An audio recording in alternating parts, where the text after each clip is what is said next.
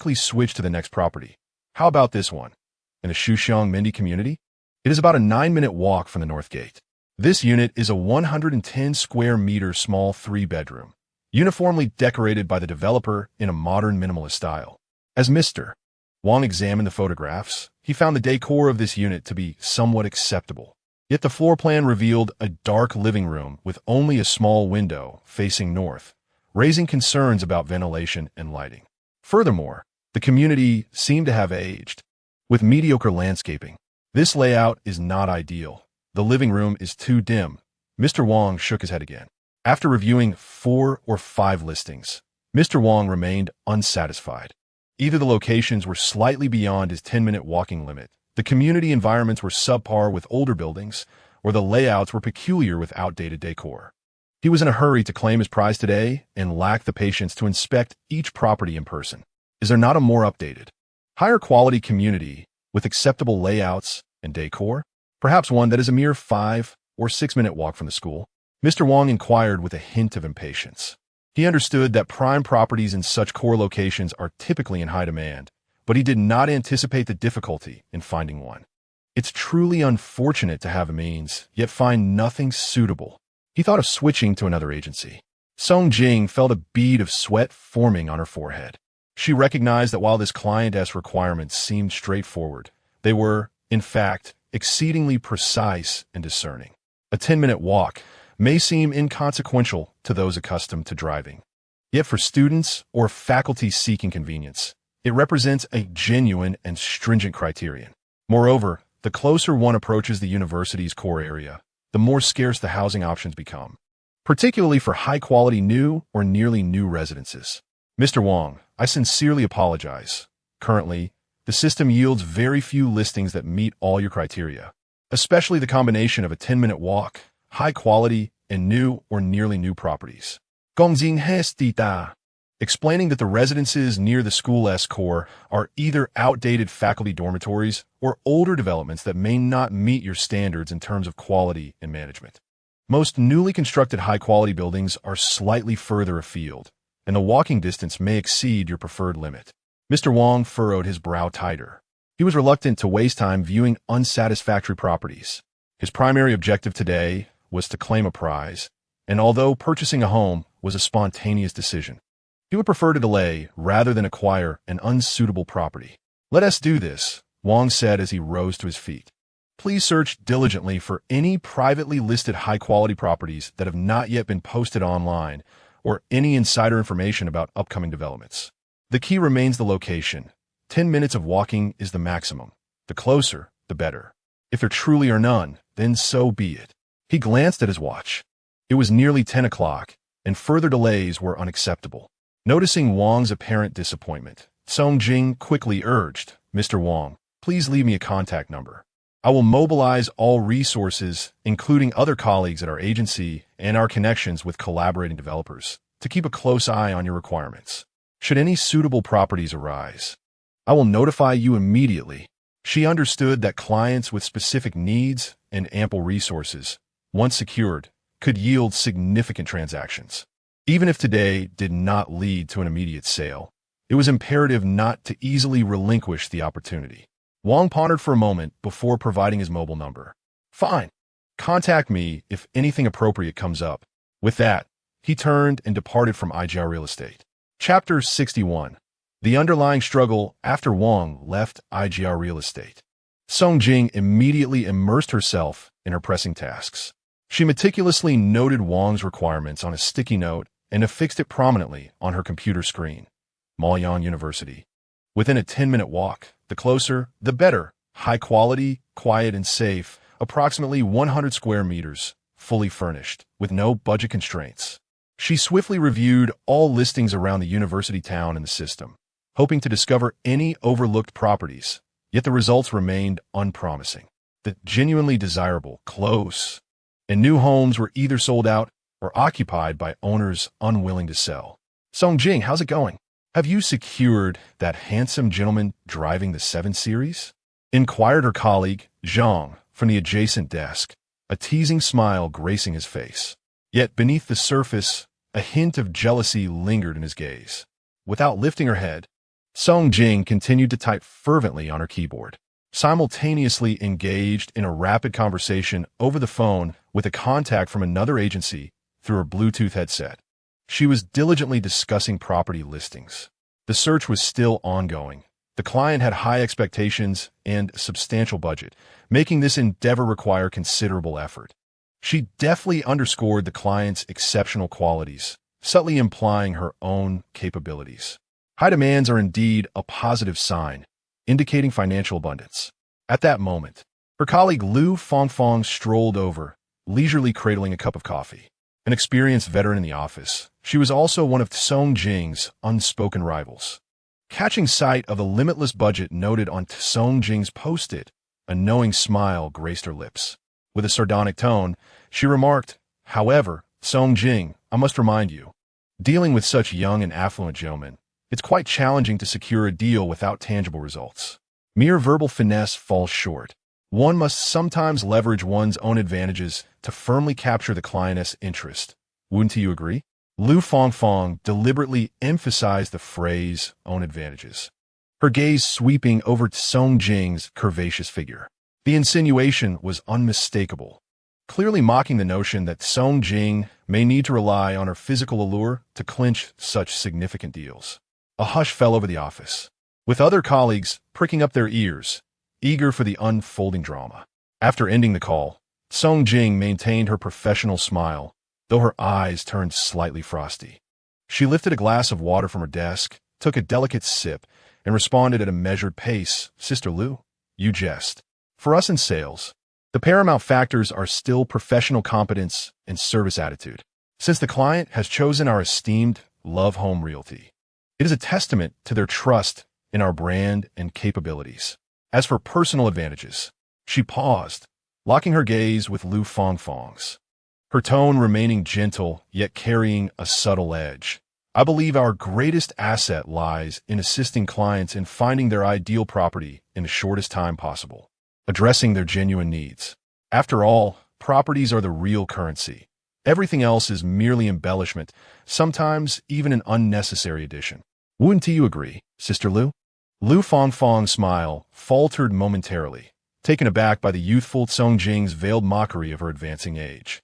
Observing the tension, old Zhang interjected, attempting to lighten the mood, though his tone retained a hint of mischievousness. "Oh, come now, Song Jing, Sister Lu is merely joking to liven up the atmosphere. But on a serious note, if you manage to seize the opportunity with a young gentleman like that, you might truly leap to great heights. You won't have to toil so hard in business anymore. Look at you, beautiful and capable, with just a bit more effort. A position among the affluent could very well be within your grasp." Song Jing had grown accustomed to such remarks, her ears almost calloused from hearing them. She had indeed fantasized about encountering a Prince Charming, marrying into wealth, and leading a life free from want. What young girl hasn't entertained such dreams? Yet, the harshness of reality had long since awakened her. The world of the elite is profoundly intricate. Gaining entry is far from simple.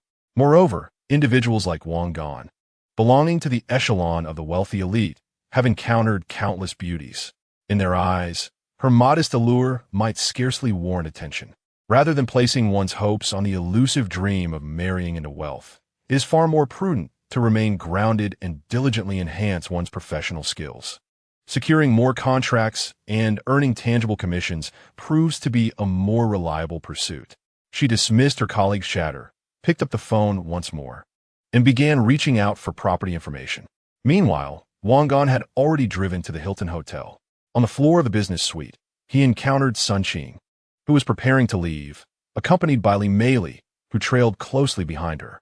Sun Qing still exuded her charming innocence, brimming with vitality. Dressed simply in a t-shirt and jeans, a hint of shyness and delight flickered across her face upon seeing Wang Gan. The moment Li Meili spotted Wang Gan, her smile transformed into one of excessive flattery and warmth, her astute eyes gleaming with calculation. "Young Master Wang, you've arrived. Xingqing has been quite obedient these past few days, constantly mentioning you." Wang Gan acknowledged Li Meili's enthusiasm with a mere nod. His gaze shifted to Sun Qing, softening his tone. "Are you settling in well these days?" Is it not too dull? Sun Qing responded softly. It's quite nice, with Mei Li Jie keeping me company. Thank you, Gongge. Is the money sufficient? Yes, it is enough. Meals are included in the room fee, so I don't need to spend extra. Sun Qing hesitated, but eventually spoke up. Perhaps I should move out. I've seen the billing statement, and the prices are quite alarming. Over the past few days, after receiving Wang Gan's transfer, she had refrained from frivolous spending. Most of her time was spent in the hotel watching television, browsing the internet, or strolling nearby with Li Meili. Wang Gan's allowance of 20,000 yuan was being used cautiously.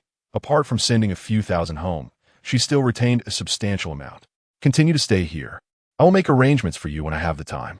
Wang Gan withdrew a stack of cash, approximately 10,000 yuan, from his wallet and handed it to Sun Qing. By the way, since you have some free time these days, enroll in a driving school to obtain your driver's license. It will be more convenient for your travels in the future. Sun Qing, taken aback by the generous gift, repeatedly expressed her gratitude. Meanwhile, Li Meili's eyes sparkled even more, as if the money were intended for her. Wang Gan did not linger, proceeding directly into the bedroom of the suite, closing the door behind him as he retrieved a bag containing lottery tickets from a safe. After carefully inspecting it and confirming its contents, he prepared to depart. I have matters to attend to. I shall take my leave now. Feel free to enjoy yourselves, Wang Gan said to Sun Qing and Li Meili. Young Master Wang, take care. Li Meili promptly bowed to see him off, her smile blooming like a flourishing chrysanthemum. Sun Qing also softly bid farewell, Gongge goodbye, until Wang Gan's figure vanished at the elevator. Only then did Li Meili straighten up, her obsequious smile diminishing slightly. Replacing it was an undeniable excitement and eagerness. She seized Sun Qing's hand, dragging her to the sofa, lowering her voice conspiratorially. Qing, you're truly fortunate. Look how well young Master Wang treats you. He gives you money and encourages you to learn to drive. He clearly holds you in high regard. Usually, you are quite talkative. But today you seem mute, responding only when asked. Are you a wooden puppet? Li Meili, frustrated yet affectionate, poked Sun Qing gently on the forehead. Sun Qing lowered her head, feeling a touch of embarrassment. I haven't seen you in a few days, and I feel a bit awkward and unaccustomed. However, Gongge has been quite kind to me, so he probably wouldn't mind. Kind? That's an understatement. Li Meili's eyes sparkled as she leaned closer to Sun Qing, her voice dropping to a conspiratorial whisper. Qing, heed my advice. Such opportunities are rare, and you must seize them. The moment to alter your fate has arrived. Sun Qing looked at her in bewilderment. Sister, what are you talking about? Li Meili, exasperated, playfully tapped her forehead. You silly girl. What I mean is, you must find a way to capture Wang Xiao's heart completely. Merely accompanying him is insufficient. You need something tangible to secure your position. She paused, a glimmer of mischief in her eyes. Qing, when you are with Wang Xiao, be sure to forego any contraceptive measures. Ideally, you should secretly conceive his child. Once you bear a son, no, a daughter would suffice as well. Can the Wang family, with all its vast wealth, neglect their own flesh and blood? At that point, you will rise in status, and your future will be worry-free. Moreover, I can bask in your glory, serving as your nanny and caring for the child. Our good days lie ahead. Chapter 62. Blossoming again, Li Meili's plans were meticulously crafted, and she could almost envision a future of prosperity alongside Sun Qing. Sun Qing, taken aback, felt her cheeks flush with embarrassment. Sister, what nonsense are you spouting? I'm still so young. I haven't even had my fill of fun yet. I haven't thought that far ahead about having children. She had just turned 19 and still considered herself child. The concept of having children was entirely foreign to her, and it even filled her with a sense of dread. Oh dear, my naive Qing, Li Meili exclaimed, growing anxious. What do you mean you're still young and Haven Tea had enough fun? Opportunities like this are fleeting and may never return. Finding a golden son-in-law like Wang Xiao is akin to searching for a needle in a haystack. Countless women have tried and failed to capture such a man. The chance is right before you. If you do not grasp it, you will surely regret it in the future. Li Meili, speaking from experience, implored her, painting a vivid picture of a life of luxury and ease as a member of a prominent family, while also detailing the dire consequences of missing out on such an opportunity. Sun Qing felt a tumult of emotions as she listened, but she couldn't deny that Li Mei's words held a kernel of truth. The allure of Wang Gan's excellence and wealth was undeniably potent for a girl of her modest origins. If she could truly bear his child, as Li Mei suggested, perhaps it could indeed transform her and her family's fate. But would Gangu even like children? Would he want one? Sun Qing asked hesitantly.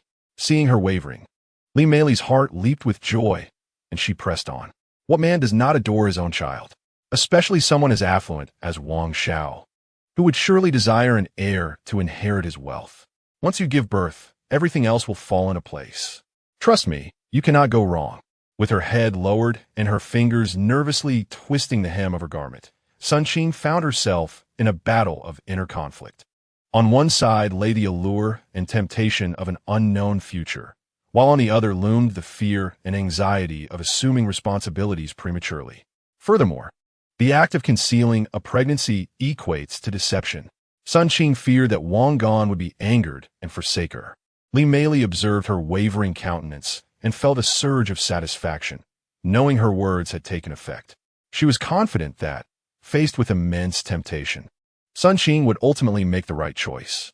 Meanwhile, Wang Gan remained blissfully unaware, driving towards the Provincial Sports Lottery Management Center, contemplating how to discreetly and efficiently claim his substantial winnings. Alas, this was his second visit, and it seemed discretion was elusive. Nonetheless, he could not relinquish the opportunity to claim his prize, unless he were utterly deranged. Upon arrival, Wang Gan deliberately parked his BMW 7 Series 2 streets away in an underground lot. From the trunk, he retrieved a backpack, from which he extracted a prearranged cap, a mask, and a pair of ordinary black frame glasses. Today, he donned a nondescript, dark athletic ensemble, striving for subtlety. After all, a 40 million jackpot was bound to attract attention, and he had no desire to become the headline of the news. As he entered the Lottery Center's prize claim hall, he noted the bustling crowd. With the World Cup in full swing, it was to be expected that some fortunate souls would emerge. However, amidst the cacophony, most were celebrating modest wins of tens or hundreds of thousands. How pedestrian! Had they won millions, they would likely behave as discreetly as Wang Gan. Having returned for the second time, he confidently navigated to a window marked for high-value payouts and gently tapped on the glass. Fortunately, a new attendant was present, minimizing the risk of raising eyebrows. Opposite him sat a woman in her 30s, bespectacled and demure. She lifted her gaze and, upon noticing his attire, exhibited a flicker of understanding. Adjusting her glasses, she inquired formally, "Good day. How may I assist you?" "Hello, I am here to claim my prize," Wang Gan replied, striving to maintain an even tone. "Please present your lottery ticket and identification," the attendant requested. "Certainly," Wang Gan responded calmly, but his subsequent action nearly caused the attendant's eyes to bulge in disbelief. He retrieved from his backpack a securely wrapped parcel of sturdy brown paper, square and nearly as thick as a brick. With a thud, he placed it on the counter. The attendant was momentarily taken aback. Wang Gan remarked nonchalantly, "Lottery ticket." He proceeded to unwrap the brown paper, revealing a meticulously stacked collection of lottery tickets. Each ticket bore a bet of 990 yuan. A cursory glance suggested that this bundle contained no fewer than 1,000 tickets. A total investment of 1 million yuan materialized vividly before them. The attendant's mouth fell agape, leaving her momentarily speechless. Having worked in lottery claims for many years, she had encountered wins in the millions, but those had always been represented by one or a few tickets. Wang Gan's approach, bringing an entire package of tickets, each seemingly a high-stakes wager, was a first for her. "Mr. Wang, did you win them all?" Her voice quivered slightly. Mr. Wang was succinct with his words. The female staff member felt her palms begin to sweat. She took a deep breath, forcing herself to regain her composure, and started picking up the lottery tickets one by one, preparing for a preliminary verification. However, the sheer volume was overwhelming. She felt incapable of completing the task alone within a short time frame. "Mr. Wang, please hold on for a moment. The amount is quite substantial. I need to consult with my supervisor and may require assistance from other colleagues for verification," she said, a hint of fluster in her demeanor. Of course, Mr. Wang nodded, standing leisurely outside the window. The staff member quickly grabbed the internal phone and dialed the number. Hello, Xiaozhou. This is Sister Lin. Yes, there's a rather unusual high-stakes winner at the jackpot redemption window. The amount is potentially enormous. Could you come over? I can't handle this alone. After hanging up, she smiled apologetically at Mr. Wang. Our colleague Xiaozhou, who specializes in large prize redemptions, will be here shortly. She has considerable experience. Soon, Zhou Xiaozhou arrived at the window, her eyes widening in astonishment at the thick stack of lottery tickets on the counter, her surprise surpassing that of Sister Lin. Her gaze then shifted to Mr. Wang, a glimmer of astonishment and keen interest flickering in her eyes. She took a ticket, scrutinizing the betting details and amount, then glanced at Mr. Wang's impeccable prize-claiming attire. Mr. Wang, we meet again. There's really no need for such concealment. Our center strictly maintains confidentiality for winners. Mr. Wang's disguise was ineffective against the staff, as identity verification was mandatory for claiming the prize. Is it warm? Would you like to remove it and rest in the VIP room for a bit? Zhou Xiaozhou offered. No, it's fine, Mr. Wang shook his head, declining her kind suggestion. A little cover is better. The ID photo is distorted and typically unrecognizable. Besides, revealing my true identity might lead to unwanted photographs being taken. We need to verify each ticket, which may take some time. I hope you can understand. Not a problem. I have time, Mr. Wang replied. Zhou Xiaozhou nodded and instructed Sister Lin, bring over the ticket verification machine from next door and call 2 more colleagues to assist us. We'll work together to expedite the verification process. Before long, the redemption window became lively. 2 ticket verification machines began operating simultaneously, producing the distinct sounds of ticket scanning and confirmation. Zhou Xiaozhou personally operated one machine, while the 2 summoned staff members worked diligently and methodically on ticket verification and record-keeping. Sister Lin organized the already verified winning tickets and compared them with Mr. Wang's identification information. In Chapter 63, titled Not Donating is simply not donating. Although the large prize redemption hall was devoid of other lottery players, the other staff members couldn't help but notice the commotion and cast curious and inquisitive glances, whispering among themselves, "My goodness, how much could that be? Just look at the thickness of those tickets. It must be at least several tens of millions, right? Surely, he couldn't have bought out the entire lottery station? And look at that winner, wrapped up so tightly. They must be a remarkable individual." Zhou Xiaozhou swiftly checked the tickets while occasionally glancing at Mr. Wang. Mr. Wang, she inquired, seemingly casually amidst her ticket verification, your predictions regarding football matches are truly extraordinary. Reaching an almost transcendent level, aren't they? She recognized the abruptness of her question, but could not suppress her curiosity. While football possesses more discernible patterns compared to lotteries, the series of remarkably accurate and substantial winnings transcended the realm of mere luck, resembling a form of mysticism. She too aspired for wealth. After all, the center was not her own establishment. Despite her minor connections, she remained a low-ranking employee. Witnessing others win substantial prizes daily was a form of torment. Wang Gan smiled faintly. Miss Zhou, you overstate the matter. It is purely luck. Zhou Xiaozhou found herself at an impasse, constrained by regulations, and did not pursue the matter further. She understood that such exceptional individuals typically preferred to remain discreet, reluctant to divulge their secrets. After nearly an hour of intense work, all the lottery tickets were finally verified. Zhou Xiaozhou took a deep breath and informed Wang Gan, Mr. Wang, congratulations. Your total winnings amount to 40 million yuan. According to regulations, there is no income tax this time. It's even more gratifying than winning the double chromosphere or the super lotto. Since no single ticket exceeded 10,000, you owe not a penny in taxes. It's painful to think of parting with an additional 20% of such a grand prize. Zhou Xiaozhou found herself envious, almost wishing to request Wang Gan's contact information, yet the regulations and her colleagues nearby restrained her. She handed him the printed prize confirmation form, saying, "Please verify the information, and if everything is in order, kindly sign here." Wang Gan glanced at the confirmation form and promptly signed his name. "Mr. Wang," Zhou Xiaozhou said with a professional smile, though her tone was now more respectful. Our center conducts a brief interview with major prize winners, primarily to promote the public welfare aspect of the lottery. Would you be amenable to this? Wang Gan shook his head. I apologize, but I wish to maintain a low profile and decline any form of interview. Very well, we fully respect your wishes.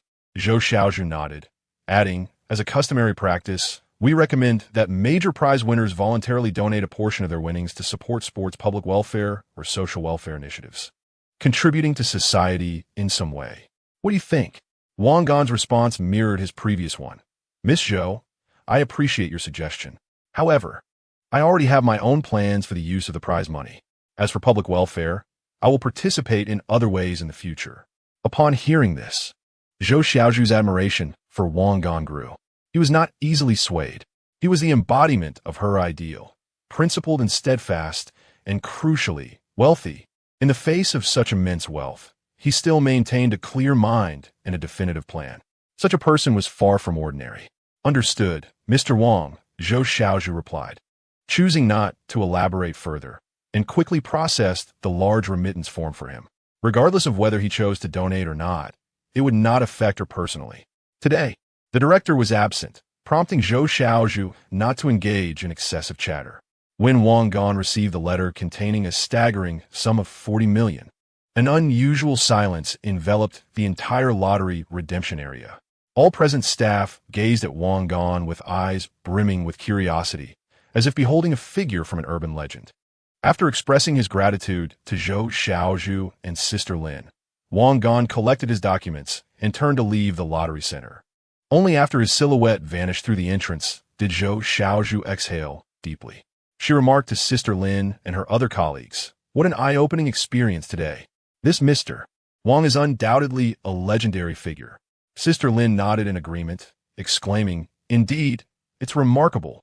His luck is extraordinary, almost as if straight out of a movie. If only I could win a grand prize. You winning? Did you even buy a ticket?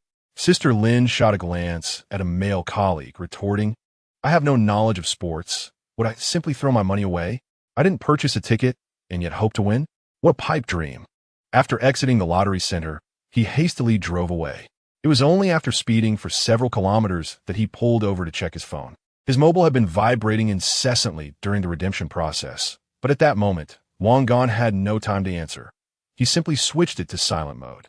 He retrieved the phone, carrying the memories of his first fortune, and the screen revealed several missed calls and a plethora of WeChat messages. One call came from a number back home, belonging to his high school classmate and childhood friend, Zhou Xingjie. He was among the few who had offered assistance when Wang Gan sent out a group message seeking financial help after his rebirth. Although that 1,000 yuan now seemed trivial, the friendship shown in times of need was something Wang Gan cherished. Not to mention, the two shared a profound bond in their past lives. He called back, and a ringtone played for a moment before being answered by a cheerful male voice. Hello, Ganzi. Finally, you returned my call. Where are you up to? Busy pursuing your Wu sister? Zhou Xingjie's voice was still vibrant, laced with a hint of teasing. He was aware of Wang Gan's pursuit of Wu Yue and had never fully endorsed it. As he put it, if he possessed Wang Gan's qualities, he would have taken flight long ago. He would have moved on from her without a second thought. Hey, brother, you've finally come to your senses. After exchanging some light-hearted banter, they delved into the main topic. Ganzi, I have something to share. In a couple of days, this weekend, I plan to take my fiancée, Wei Hongwan, to the provincial capital to explore the market.